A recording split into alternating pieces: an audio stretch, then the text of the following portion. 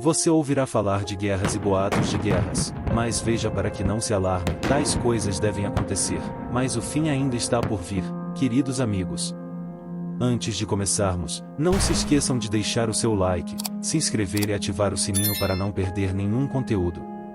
Gostaria de oferecer uma perspectiva bíblica sobre algumas das notícias geopolíticas muito alarmantes que surgiram recentemente. Antes de entrarmos nisso, quero que saiba que o objetivo deste vídeo é, em primeiro lugar, lembrá-lo de que a Bíblia nos disse que nos últimos dias tempos perigosos, significa tempos ameaçadores virão, então não devemos nos surpreender quando o mundo entrar em um estado alarmante.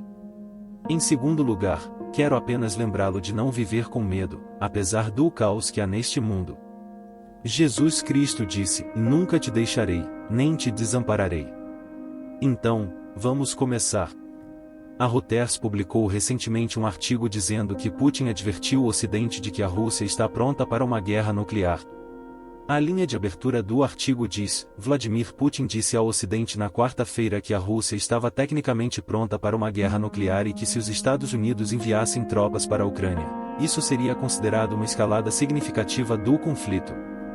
O Daily Mail então publicou um artigo que dizia: o presidente francês Emmanuel Macron diz a Putin que somos uma potência nuclear e estamos prontos nas mais recentes retóricas da Terceira Guerra Mundial, enquanto responde às ameaças dos líderes russos sobre o uso de armas nucleares.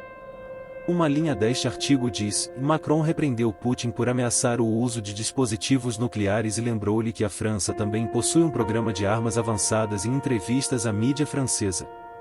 Agora, há especialistas em sobrevivência incentivando as pessoas a se prepararem para quaisquer cenários apocalípticos, equipando suas casas com geradores de energia de emergência, sistemas de filtragem e coleta de água, estocando armas e alimentos.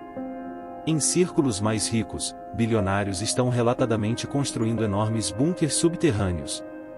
Como cristãos, o que devemos fazer com todas essas alegações, ameaças e informações que estão surgindo? A primeira coisa a lembrar é que Jesus nos advertiu sobre guerras e boatos de guerras que viriam. Ele nos alertou que nação se levantaria contra nação. As manchetes ao redor do mundo estão constantemente falando sobre conflitos em diferentes partes do mundo. Muitos comentaristas cristãos estão opinando sobre a profecia bíblica e especialmente o fato de que a Bíblia nos diz que haverá guerras e boatos de guerras nos últimos dias. Neste vídeo, quero destacar o aspecto distintivo da guerra nos últimos dias em comparação com qualquer outra guerra previamente travada na história. Mas antes de respondermos diretamente à pergunta sobre se a guerra é o maior sinal dos tempos finais ou não, quero lembrá-lo de que a guerra não é algo novo nesta terra e nem na Bíblia. No Antigo Testamento, temos detalhes de muitas guerras. Por exemplo, em Êxodo 17, Moisés e os filhos de Israel são atacados pelos amalequitas. Moisés ordena a Josué que escolha alguns homens para sair e lutar contra o exército de Amaleque enquanto ele ficará no topo do monte segurando o cajado de Deus em sua mão e orando enquanto a batalha começa. Moisés está no topo do monte com Arão e Hur, mas o aspecto único dessa guerra foi que se Moisés mantivesse suas mãos erguidas em oração, Josué e os filhos de Israel começariam a vencer. Mas se Moisés baixasse os braços, então os amalequitas começariam a vencer. Então, Arão e Hur encontraram uma pedra para que ele se sentasse, enquanto ficavam de cada lado de Moisés segurando suas mãos para que elas ficassem firmes até o pôr do sol. Como resultado, Josué superou o exército de Amaleque na batalha. Esta foi uma batalha única, mas não é o tipo que veremos nos últimos dias. Em Juízes 7, há a batalha entre Gideão e os midianitas. Imagine esta cena. Gideão está se preparando para a guerra contra os midianitas, mas Deus lhe diz algo muito estranho. Deus disse a Gideão para enviar para casa 22.000 homens do exército de 32.000, reduzindo assim seu exército em 2/3. E se isso não fosse suficiente, Deus então reduziu o exército de Gideão para apenas 300 homens. Os estudiosos cristãos acreditam que Deus fez isso para garantir que toda a glória fosse dele, porque 300 homens enfrentando um exército de milhares teria sido um erro fatal se não fosse pela mão de Deus. Então, aqui está o que aconteceu. Gideão e seu exército esperaram até pouco depois da meia-noite. Eles alcançaram a borda do acampamento midianita. De repente, Eles tocaram chifres de carneiro e quebraram seus jarros de barro e levantaram tochas no ar. Isso criou tanta confusão no acampamento midianita que eles se viraram uns contra os outros e se mataram. No entanto, essa não é a maneira como será a guerra nos últimos dias.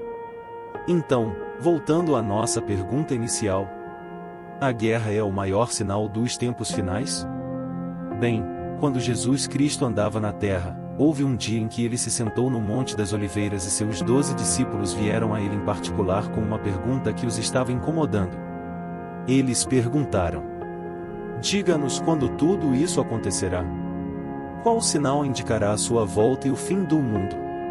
E em Mateus 24 versículos 4 a 8, Jesus respondeu a seus discípulos. Observe atentamente o primeiro sinal que Jesus destacou nos versículos 4 e 5, cuidado com a decepção. Significa que muitos falsos mestres, muitos falsos profetas serão lobos vestidos em pele de ovelha. No segundo sinal de sua vinda, Jesus disse que ouviríamos falar de guerras e boatos de guerras. E não é isso que estamos vendo hoje? Depois de listar os sinais dos últimos dias, que são a decepção, as guerras e disputas entre nações, a devastação e desastres na forma de fomes, pestes e terremotos, e então a perseguição, Jesus diz a seus discípulos que isso é apenas o começo.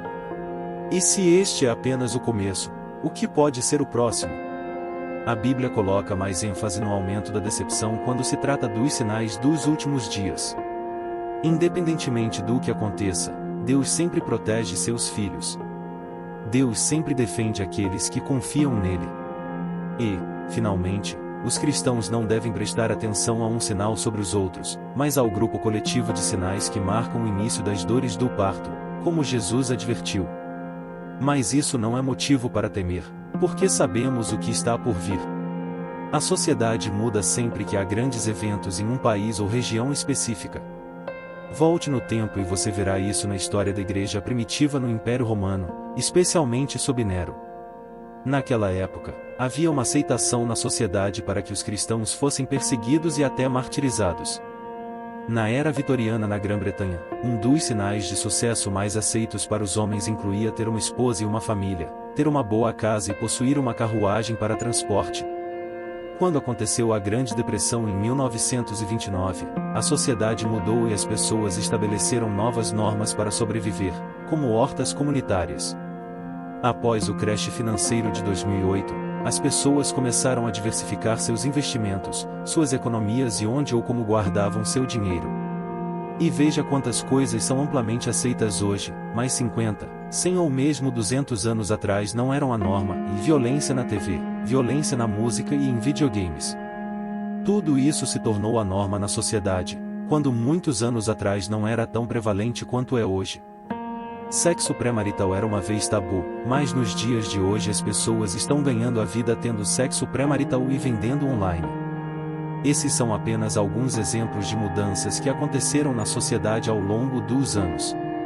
Mas o que a Bíblia nos diz sobre as mudanças que acontecerão na sociedade para sinalizar quão perto estamos da segunda vinda de Cristo? Bem, a primeira mudança sobre a qual quero falar pode ser encontrada em 1 Timóteo 4 versículo 1 e 2, onde a Bíblia diz: "Ora, o Espírito expressamente diz que, nos últimos tempos, apostatarão alguns da fé, dando ouvidos a espíritos enganadores e a doutrinas de demônios, pela hipocrisia de homens que falam mentiras e têm a consciência cauterizada."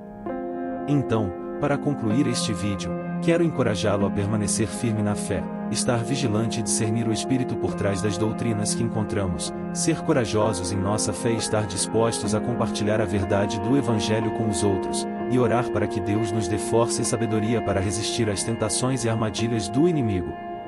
Lembre-se de que, embora vivamos em tempos perigosos, não precisamos ter medo, porque Deus está conosco e nos dará a força que precisamos para enfrentar qualquer desafio que enfrentemos. Então, continue firme na fé e confie em Deus para lhe guiar e proteger em todos os momentos.